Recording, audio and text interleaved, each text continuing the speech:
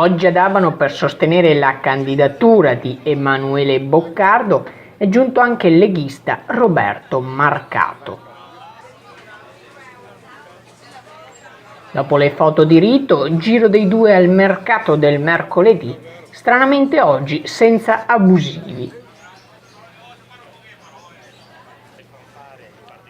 E poi il commento a caldo della notizia che il candidato del PD a Padova, Sergio Giordani, nel caso vincesse, vorrebbe imporre l'accoglienza diffusa a tutti i sindaci, leghisti e non.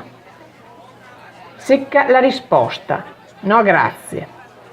Peraltro stessa linea adottata anche dal candidato del PD aponense.